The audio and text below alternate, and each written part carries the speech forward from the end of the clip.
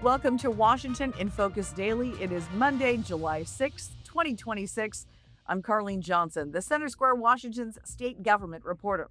It is an exciting day in Seattle, as you can see, as evidenced by my apparel. The men's USA soccer team is about to play Belgium in Seattle.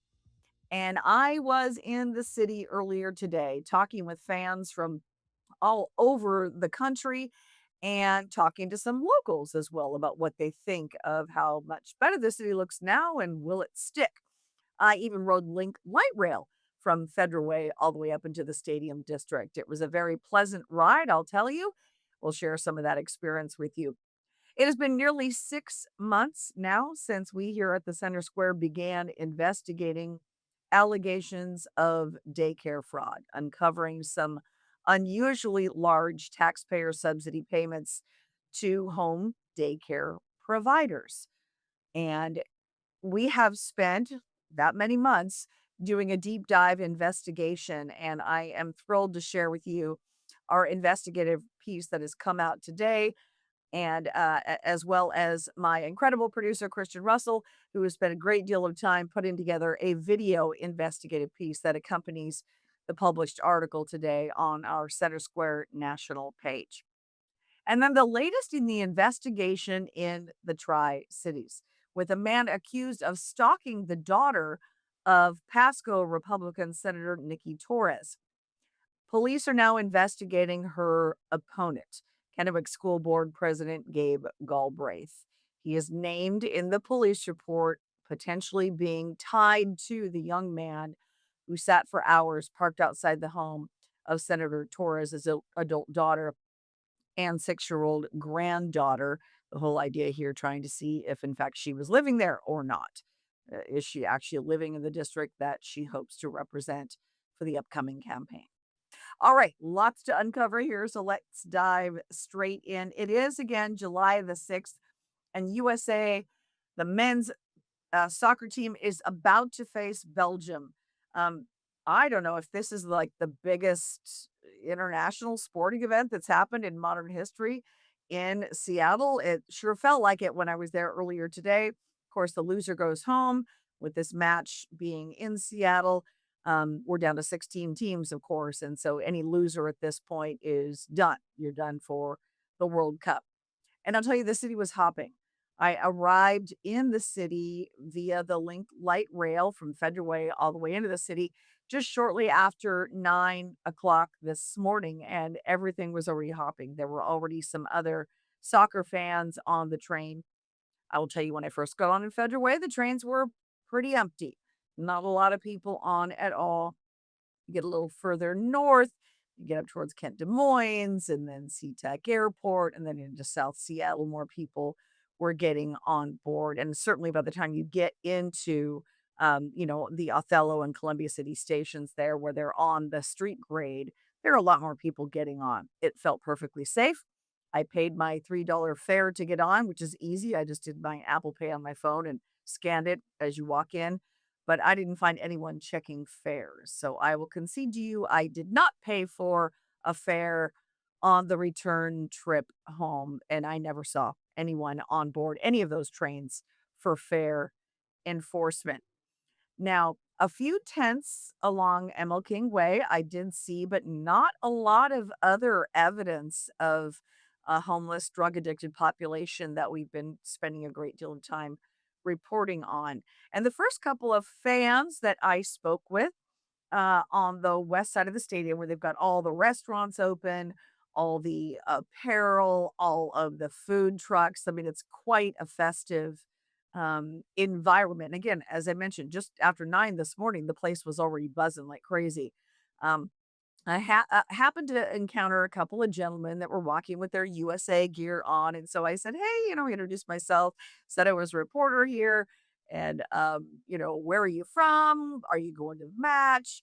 And I happened to find a couple of gentlemen from New Jersey, one apparently a mayor in an unnamed city in New Jersey, but they were very excited about what they had seen so far in the city of Seattle.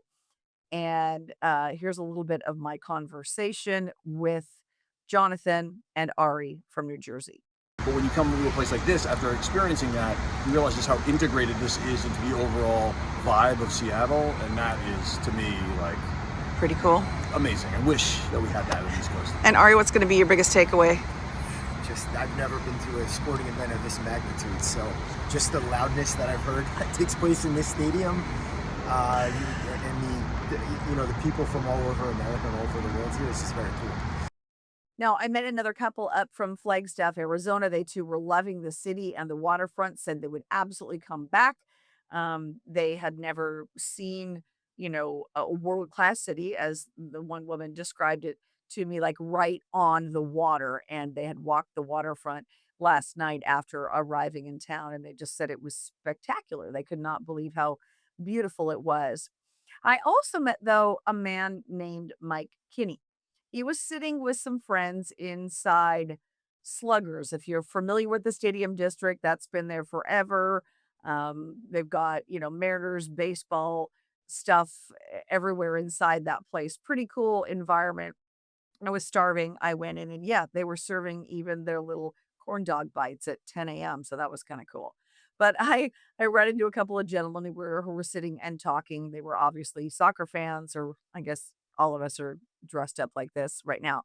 And I talked to a man who is very familiar with the city, named Mike Kinney, and he said, I've got some concerns. I've got some concerns because, yes, I've seen the area cleaned up so that we can present, quintessential Seattle to the rest of the world. But he's concerned about what it's going to be like once all the fans are gone. Celebrating my hometown of Seattle and what it used to be, trying to bring some of that magic back. The city spent $100 million to clean it up, make it look good. I appreciate that. And I just want to be part of the fun and excitement in this little window that the city has permitted us to have before it turns back to what Seattle has become and becoming. A temporary fix, it's a Band-Aid. We all know that, we realize it, we're smart enough. Why would they have spent $100 million for extra security cameras and police if it didn't need a fix? It should have been just ready to go. Now, there are still people panhandling. I did not see a lot of them. I did not see evidence, as I have before, in that whole Pioneer Square area where you've got, like, multiple tents along the corner, or guys sleeping in storefronts. I did not see that, but I saw several individual people just out with their signs and sort of panhandling. And one of them is this gentleman named Jason. And he told me he's got a tiny house in Inner Bay. Now we know, my colleague Randy Diamond has reported on this in recent weeks. The mayor of Seattle opened some expanded tiny house village accommodations in Inter Bay. He said he's got one there, and he said he's receiving some services there for his physical disability. He's got some shoulder problems and other issues. But he said, I come down to the stadium district anytime there's a match or a game or anything going on, because I know I'm going to find people that might be willing to contribute. So here's part of my conversation with Jason. And so tell me about you've got a tiny house in Inner Bay. Yeah, I stay in a tiny house in Inner Bay. Come down here and make some money. Okay. How's it been how have the crowds been? Because a lot of people are from out of the area. Oh yeah, it's been interesting. I was down here when Iran played in Egypt, but Israel was protesting Iran too, so there's some flag grabbing and stuff like that going on. So. Okay. Have people been generous? Some have, yeah. Or have you gotten the usual comments too, or have people been mostly kind? Yeah, mostly kind. And if you don't mind my asking, how long have you been kind of on the streets, if you will? I know you've got a tiny house now, but almost my life. Really?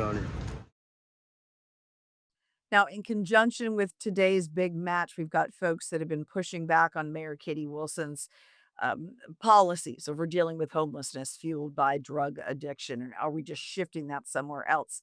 And before today's match, plans were well underway with We Heart Seattle founder Andrea Suarez and others from Chinatown International District.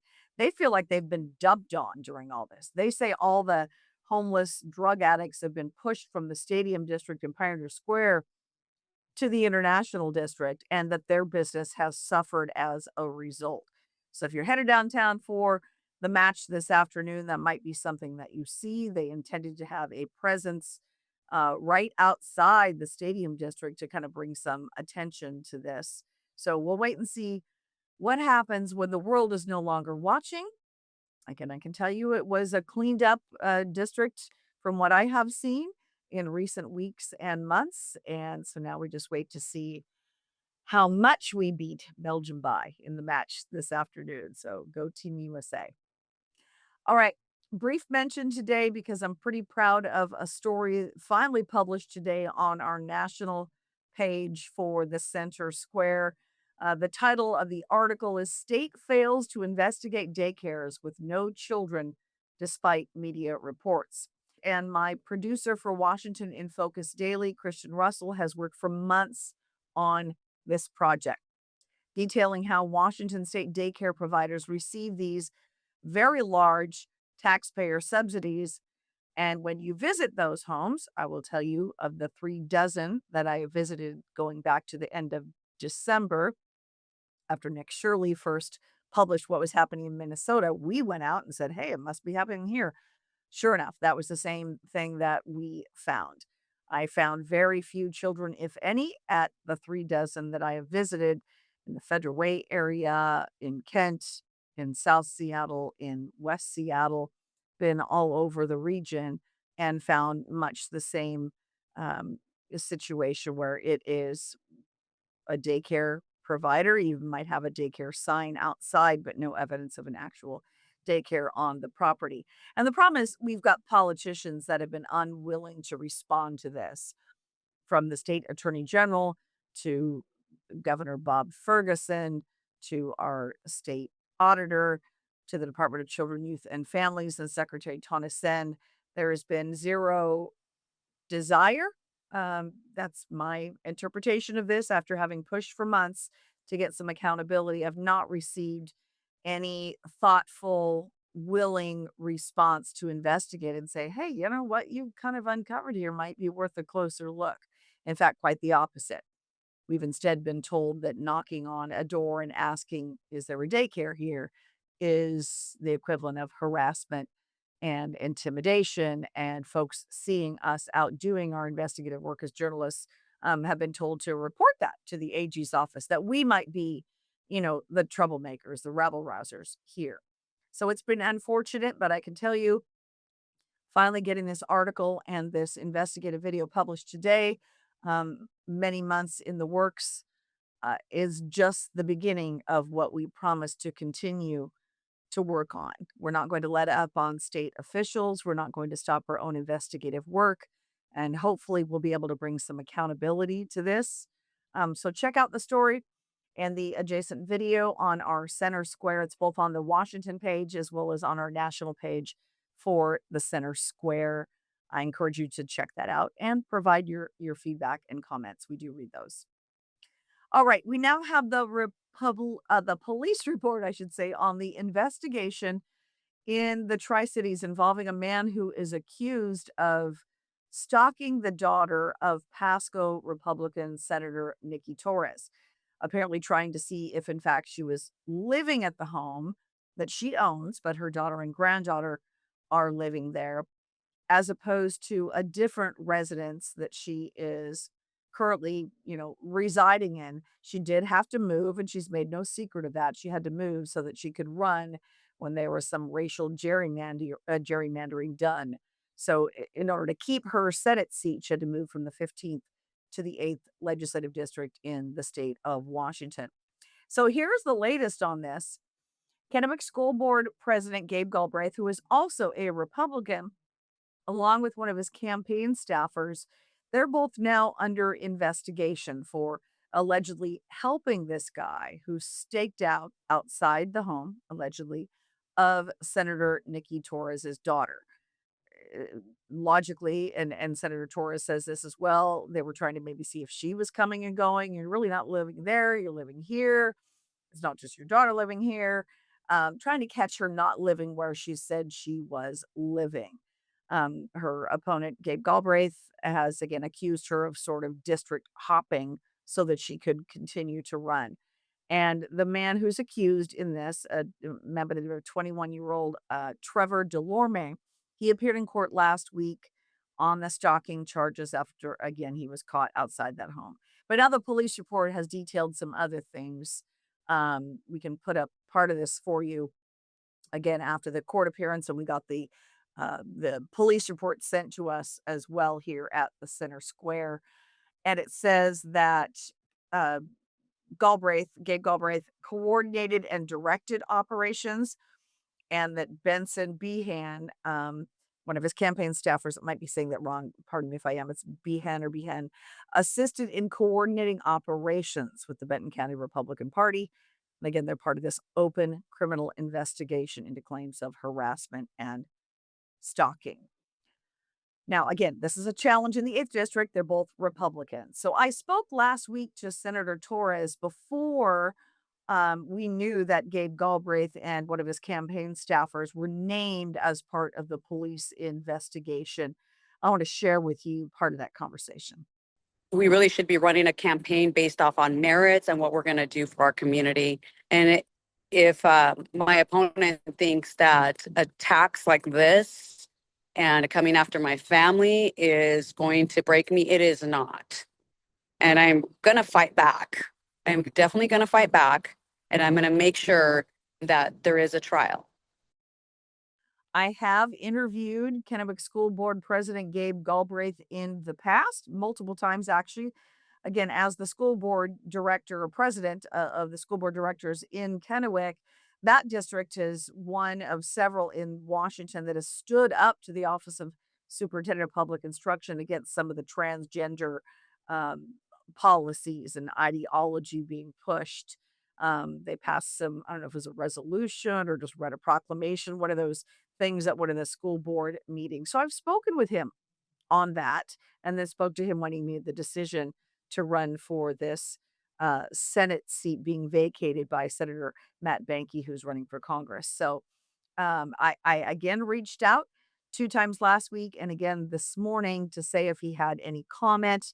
I do understand that now that he and his campaign staff are named in the investigation, he might be a little hesitant about providing comment.